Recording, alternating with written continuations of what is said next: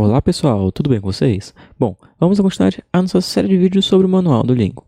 Então, entramos aqui nos tipos de variáveis que nós temos no Lingo. O primeiro tipo são as variáveis inteiras.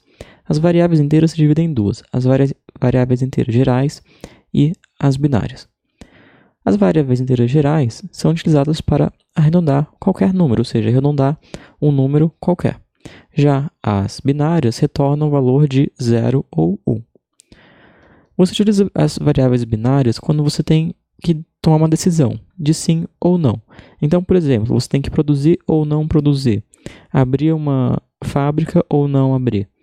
Então, nesses casos, normalmente você vai designar o 0 para a opção de não e o 1 para a opção de executar aquela atividade.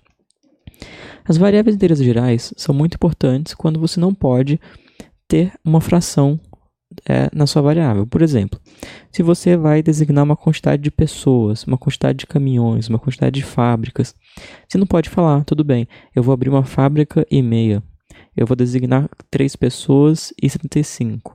Não é possível. Nesses casos, você precisa trabalhar com variáveis arredondadas. Então, o Lingo tem um problema aqui. Resolvendo esse problema aqui de maximizar o x, que o x mais y tem que ser igual a 25,5 e que o x tem que ser menor do que o y, se não precisar que o x ou o y seja inteiro, nós temos uma solução ótima de x igual a y de 12,75.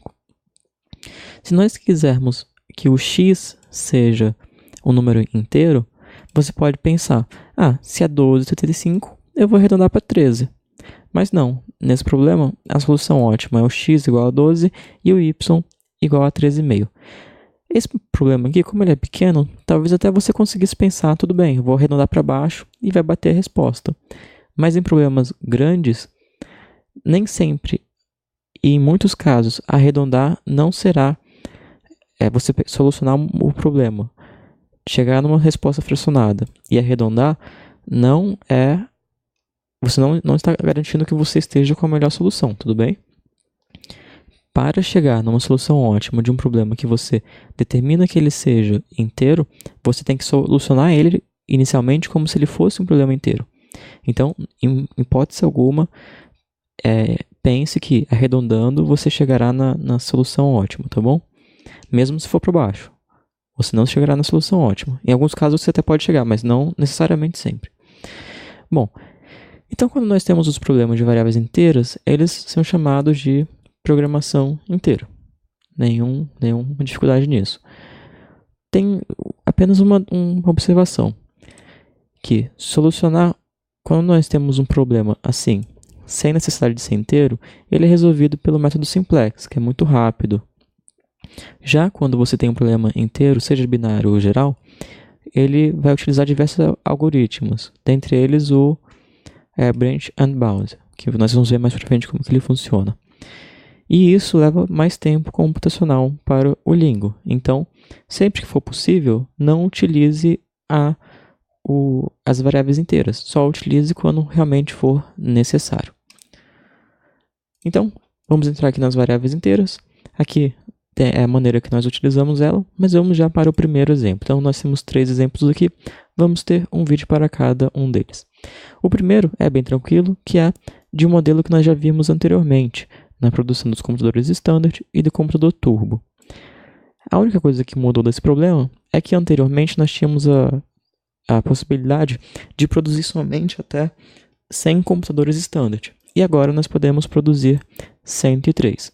Quando nós solucionamos o modelo, sem restrição de ser um número inteiro, nós chegamos aqui numa solução que devemos produzir 103 computadores standard e 28.5 computadores turbo.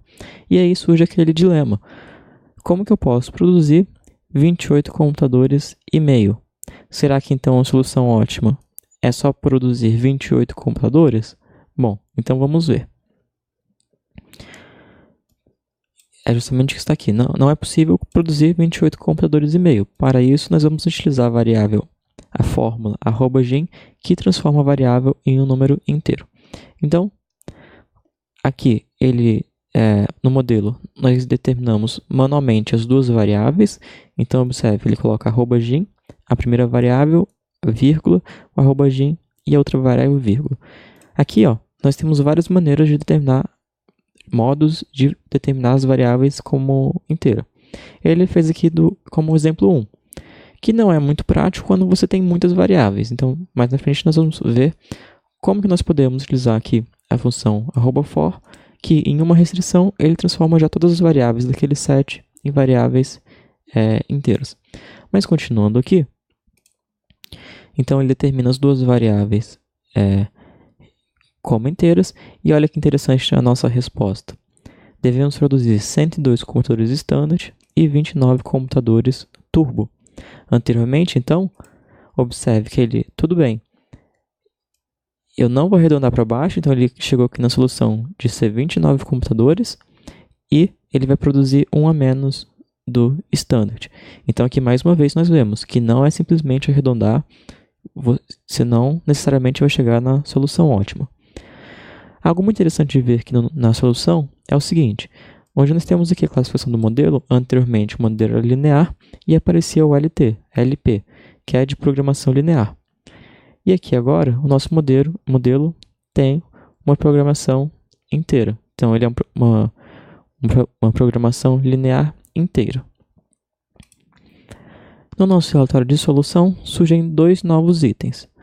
O Extended Solve Steps e o Objective Bound, que é justamente isso daqui, ó. Aqui e esse daqui. Anteriormente nós não tínhamos. Então, aqui, esse item de Extended Solve Steps é simplesmente a dificuldade que o Lingo vai ter em solucionar esse modelo inteiro. Anteriormente nós não tínhamos justamente que o modelo não era inteiro. Agora que o modelo é inteiro, quanto maior for esse número aqui, isso significa que é maior a dificuldade que o Lingo está tendo de encontrar a solução, dada a restrição que sua variável deve ser inteira.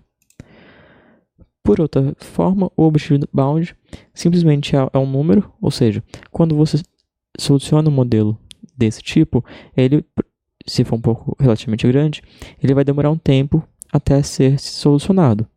Então aqui o Objective Bound vai trazer simplesmente o melhor valor que ele acredita que o seu modelo possa ter, ou seja, ele vai retornar o melhor valor, o valor que otimiza o seu modelo, mesmo que ele não tenha encontrado ainda. Então ele quer dizer, quando nós temos o Objective Value igual ao Objective Bound, quer dizer, é um indicativo que nós estamos próximo da solução ótima global. E aqui no final, conforme nós já vimos, anteriormente nós tínhamos aqui o LP e agora nós temos o programação inteira linear. Esse foi o primeiro problema que nós fizemos aqui manualmente. Declaramos manualmente cada uma das variáveis. Nos próximos exemplos, nós vamos ver outros casos. Então, recapitulando, sempre que você tem alguma variável que você não pode ter uma fração ou uma variável que você vai querer, mais na frente nós vamos ver aqui no binário, que transformar uma variável em um valor de 0 ou 1, você pode utilizar as variáveis inteiras. Outros vídeos como esse você encontra aqui no canal e no site sudocontrol.com.br. Não se esqueça de deixar suas dicas e sugestões para os próximos vídeos aqui nos comentários. Eu te conto em breve, abraços e até mais!